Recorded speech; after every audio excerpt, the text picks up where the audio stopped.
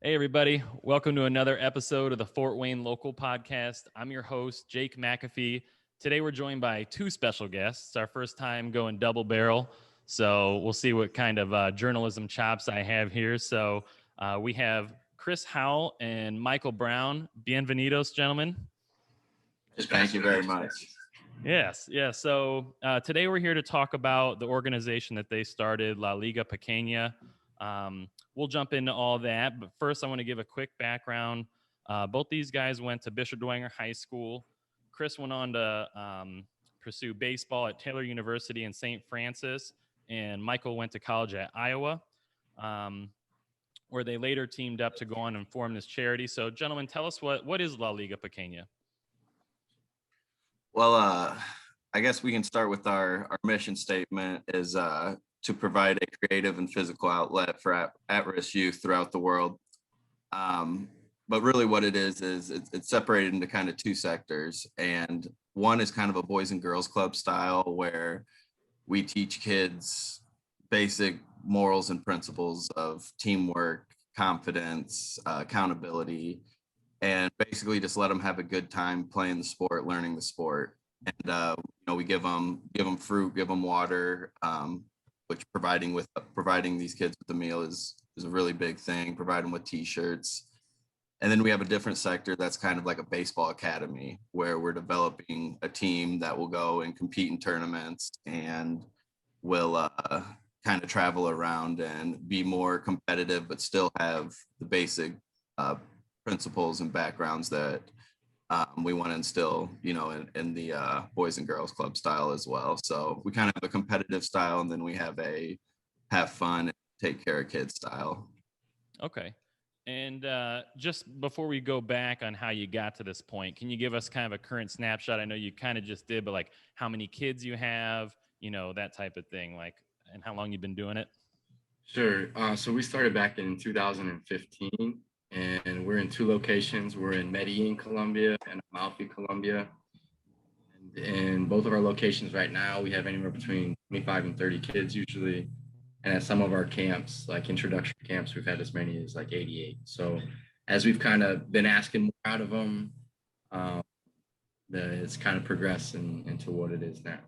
Okay. And so I got to go back to the beginning because as I was saying off air, the normal route is like go to school, go into a well-established career that everyone's heard of, the quote unquote normal stuff. This is definitely, the road less traveled. So how did this idea first come about?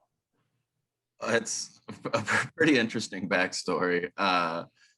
So Michael was already working in Colombia, doing his garage door gig, and I was an assistant coach at University of St. Francis. I'd been there about 4 years and was looking for head coaching gigs. And if you know much about the college baseball world, you don't make a lot of money being an assistant coach. So I had a lot of experience in being involved in camps and kind of making my money through youth baseball camps and whatnot, being an instructor. And Michael and I were kind of just shooting it one day, having a few cervezas, and the idea just kind of,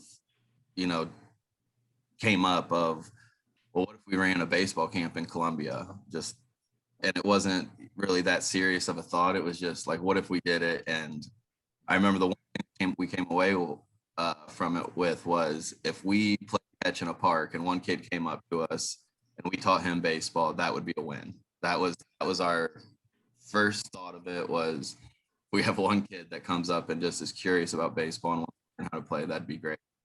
And that was in January of 2015, and things kind of really worked out well. We had a buddy worked for BSN Sports who was able to donate us a bunch of equipment, and in November of 2015, or in October of 2015, we were taken off for an 8-week trip to Colombia, and that was 5 or 6 years ago.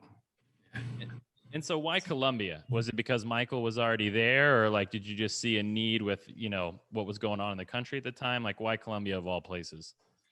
Yeah, Yeah, exactly. So I was there working, as Chris said, I was working with some garage stores. Or I am. I sell garage door products made in the U.S. and in South America. And so I was in Colombia and just really recognized the need, from Wayne. I feel like we had a lot of opportunities growing up. I especially did. And just seeing like the whole contrast there, not a lot of good activities. There's some really neglected areas, especially areas we try and coach in. And just kind of comparing that, just being a part of sports was such a big part of our lives growing up. And I think you just learn so much through sports. It's a great teacher. It teaches you how to win. It teaches you how to lose and prepares you for life. So thinking about, all right, we see this need. What is a way that we can like do something about it? And Chris, played baseball in college, high school, obviously, college, coached. I did not play in high school or college. Baseball's not really my forte, strong point, but those who can't do teach, and so it's where I slid in. So That's great. So take me through some of the initial steps from the time that you said, all right, we're going to do this. You got some equipment donated. Like, how did you start connecting in the community? Because I'm sure that probably wasn't very easy either. I mean, you're starting a business, it's just in the form of charity, but you have to get all the logistics laid out. So like, how did you say, all right, we're going to do this for real? You got some people on board, you got things going, but how did you first, like, what were some of your first steps? Well, yeah, once we arrived to Colombia, I should say I arrived, Michael was there, but equipment, and we had a buddy of Michael's that he met in Buenos Aires when he lived in Argentina, and the guy's actually ironically from Michigan, and they pretty much moved to Medellin at the same time.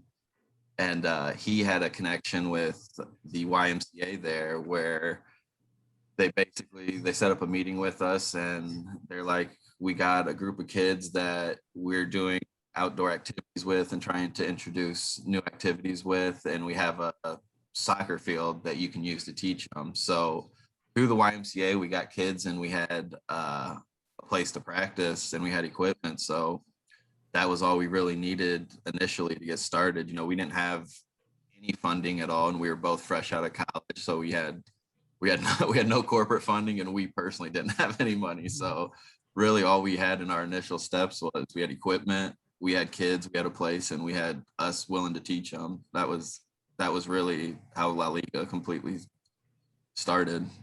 That's great. And so were you guys embraced by the locals? Because obviously, Hollywood doesn't exactly paint a rosy picture of Colombia. Were you guys accepted down there? Like, were people excited about what you're doing or skeptical?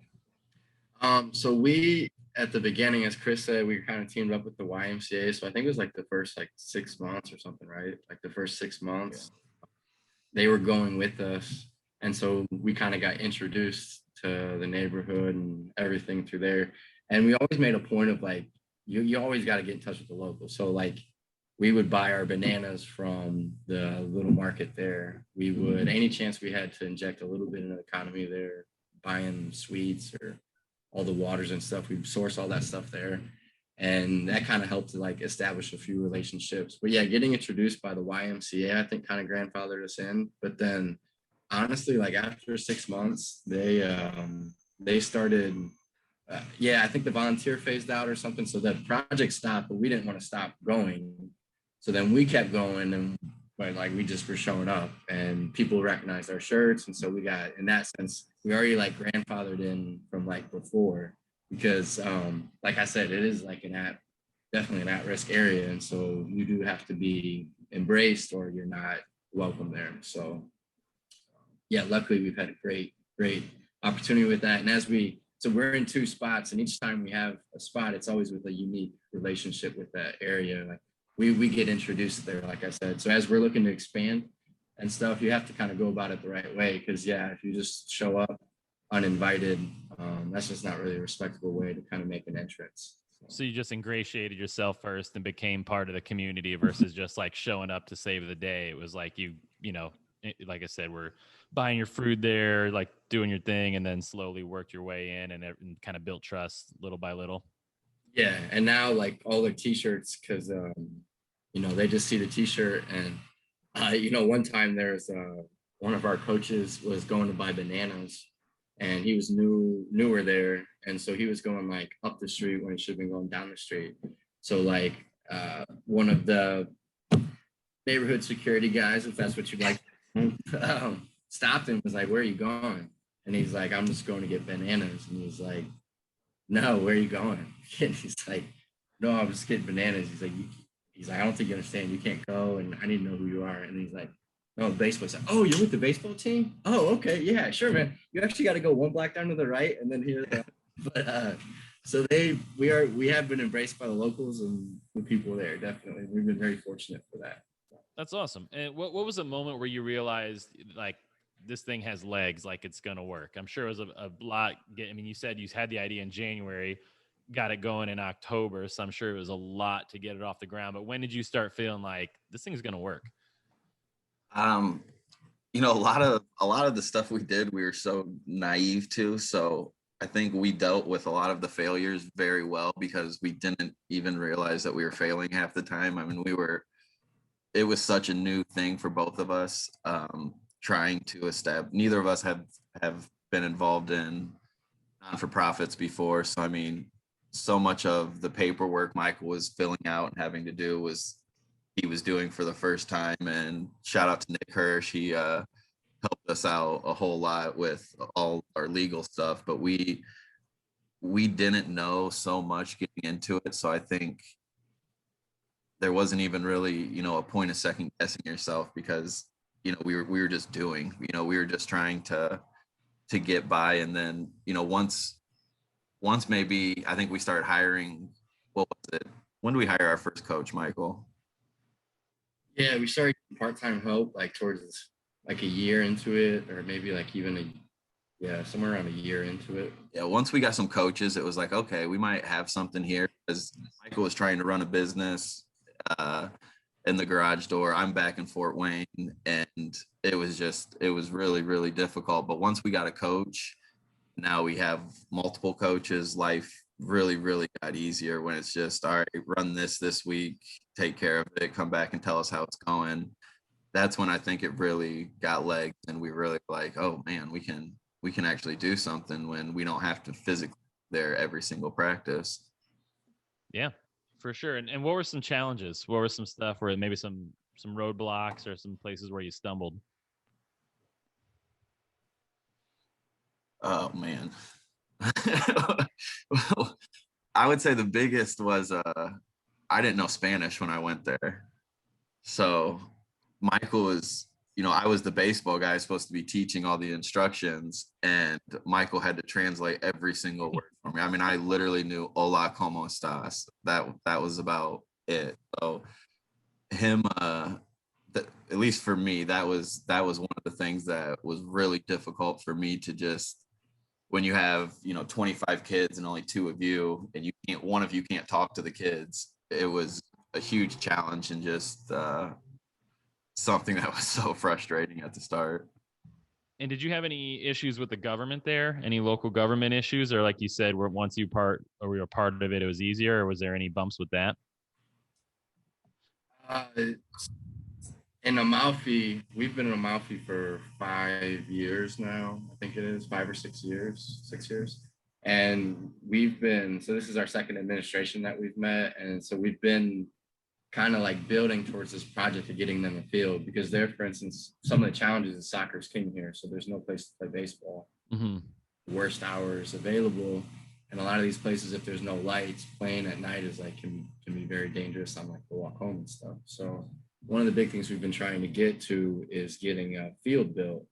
And so we've kind of been in like these negotiations for quite a while now, trying to get some land outside of Amalfi that we can open a field. So I think that we both thought that was going to be done like 3 or 4 years ago, but it's they definitely move at their own pace for sure. And then Medellin, I got to meet the ambassador, the U.S. ambassador Colombia, which is pretty cool. So he kind of provided some support and some advice a little bit, and then we kind of have some relationships with their Parks and Rec. It's called INDER, but it's like pretty much like the Parks and Rec service down there, who's responsible for supplying a lot of the sports.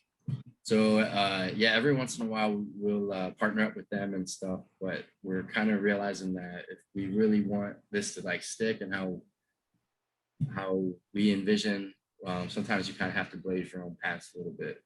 Gotcha. Just got to be patient and take what you can get and then build on it from there. And yeah, and just not even realize how long and hard it's going to take to get there. yeah. Like Chris said about starting, we were so naive. It's just, there's just no option. Like, we're going to do this no matter what. So I think if we knew how long it was going to take, it would be a longer conversation before we started it. But we're definitely, yeah, just only going one way. So I love it, man. I love it. And you mentioned Nick Hirsch helped you out earlier. Is there anybody that, you know, either financially or logistically, like anybody you'd want to give a shout out to, or even just mention that was like kind of pivotal in getting you either off the ground or, you know, getting to that next level? Yeah, I mean, we've been lucky. Yeah, we got a couple. Definitely Nick Hirsch at Cass Beck and William. Shout out. They helped us get our nonprofit status, which was a huge mountain to climb at the time. And yeah, we have so many people that helped us along the way. I'm sure Chris wants to jump in. Well, yeah, I mean, I definitely our whole raising board has been great for us. John Eppard's been huge for us. My brother Nate Howell's been big in Cutwater. We've had so many people who, I mean, even like yourself, you heard about the story and you're like, what can I do to help? We've had so many people along the way who we couldn't expect the amount of support that they've given us. I mean, our families have been great with us.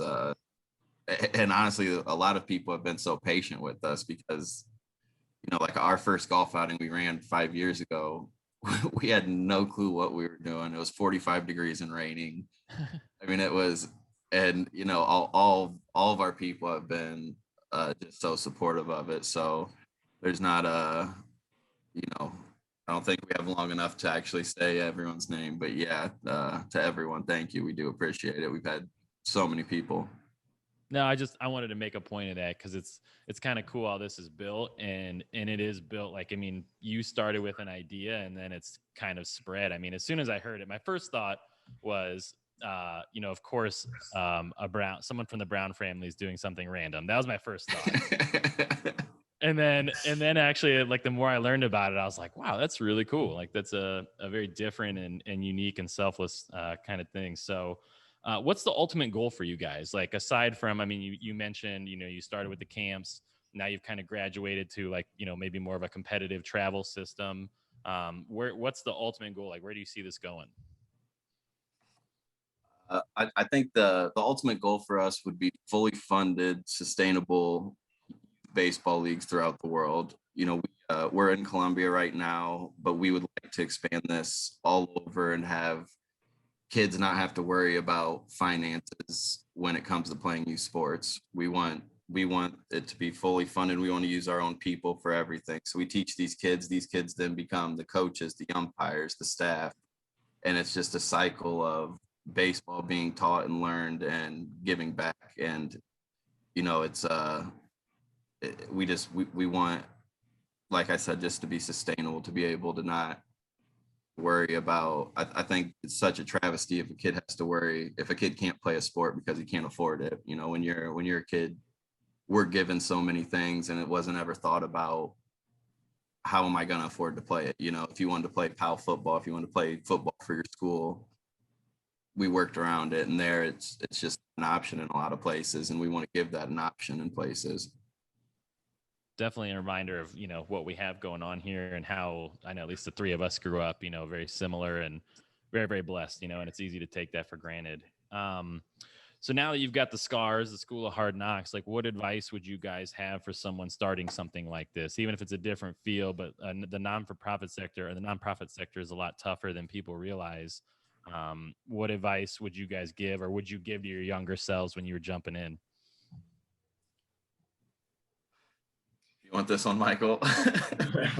Yeah, I'll bite the bullet on this one.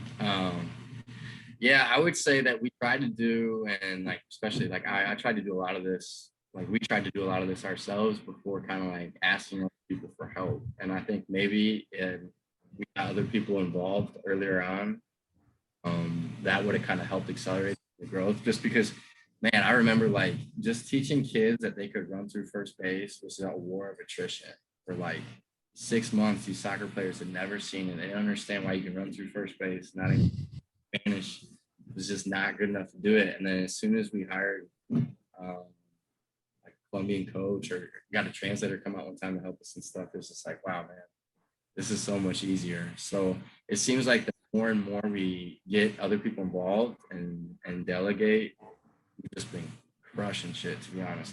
And honestly, like Chris, like he like got this idea last year. So when the height of the pandemic hit, a lot of these players, coaches, players' parents lost their jobs, a bunch of them. I mean, I don't know, 60 or 70% or whatever, but they didn't have like the same financial support system that we were our up here in the US was having and stuff.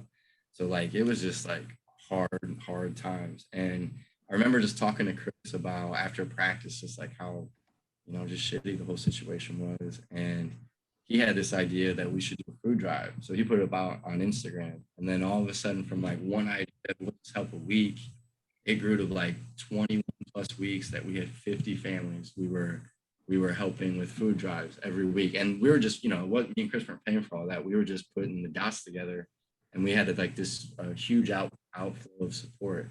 I mean, we gave 31,500 eggs. We gave 4,200 pounds of rice. We gave 5,000 pounds of potatoes and a bunch of other stuff. Sometimes they just roll up in a truck and we have like this line of 50 families waiting. And we weren't able to practice at the time because the restrictions in Colombia for the COVID were so much more intense. So like, and all of that was only possible because we went outside of just us two and then asked other people to get involved. So it was, I would say like, go back again, maybe just try and accelerate that process. And because the more we delegate, the more things are just seem to be just, like I said, just crushing right now. So That's great. Also, I feel like a good time to plug. My last interview was with the guy named Mitch Stein, and he's the founder of a startup here in Fort Wayne called Pond.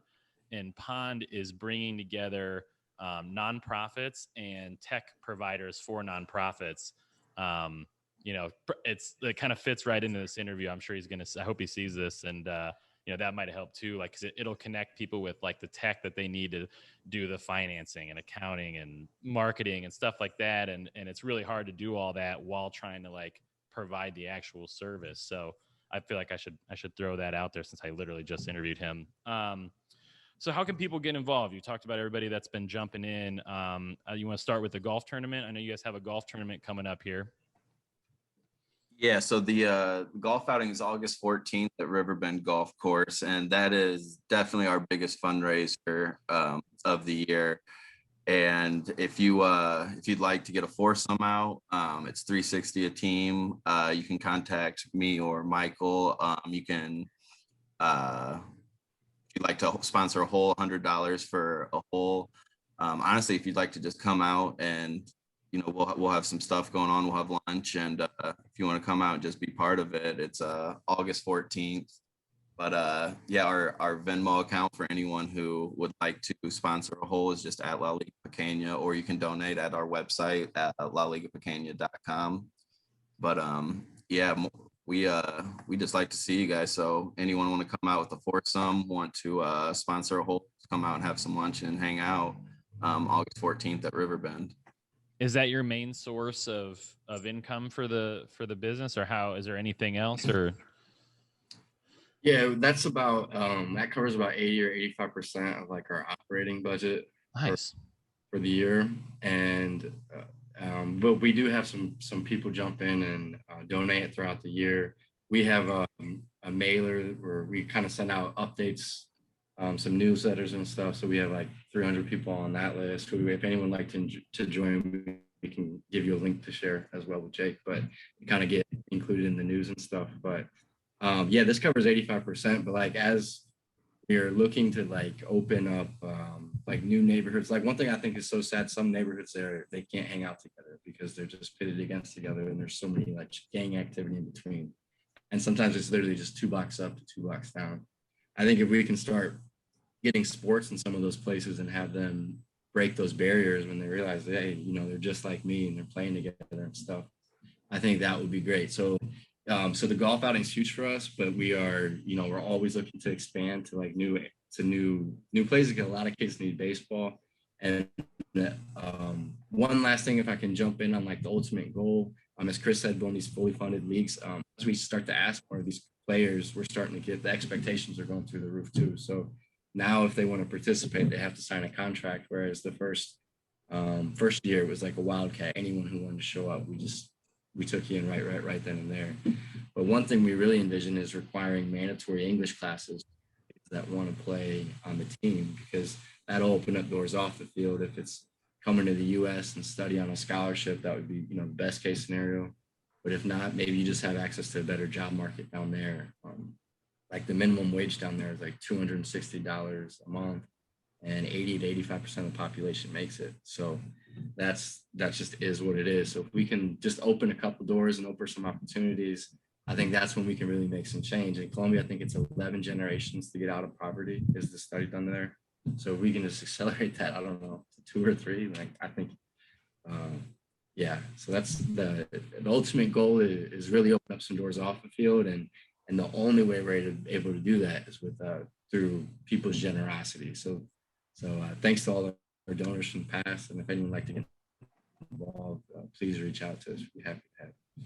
And what's the best way for people to connect with both of you? Do you have a preference, whether it's social media or your website, or what's the best way for someone to contact you personally? The best way is probably through our social media, through our Instagram, La Liga Pequena, or through our Facebook page, La Liga Pequena. We do give out my phone number, his number. He's in Colombia and he has an American number. So if you text or holler at him, he probably won't get it. But yeah, my number is on our flyer, and the best way is probably though through our social media account. Okay, I'll link to both of that. So I'm going to wrap this up the same way I do all these interviews. What's your guys' favorite thing, Chris, about living in Fort Wayne, or Michael, just what's your favorite thing about Fort Wayne in general?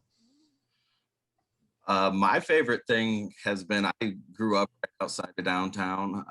I grew up right there by Northside High School, and downtown has become, from what it was when I was younger, the only time we ever went downtown was for Three Rivers. I mean, other than that, you never went downtown. It was businesses and not much else to do there. And the revitalization of downtown, I think, has just been incredible. I mean, Parkview Fields, so awesome. Then you have so many restaurants and bars downtown now that have good quality food that are mostly locally owned. So yeah, I mean, my favorite part of Fort Wayne is definitely downtown nowadays. Nice. Yeah, I get to come back quite a bit because I live down in Colombia, Medellin. I'm there mostly year, but I do get a chance to come back, and I don't know if anything beats the summertime. Have daylight till like 9:30 downtown, or maybe at another local water and hole state bar. There's plug in state bar. There's just nothing. Classics, Coney Island, Zipples. Oh man. There's just nothing about it. And the people, man, when you're away from somewhere, you kind of appreciate it more. So living outside of the U.S., you really appreciate some of the, some of the benefits and luxuries and just freedoms that we have living here. So I kind of value that more while I live out. So when I get back, it just feels good to be home.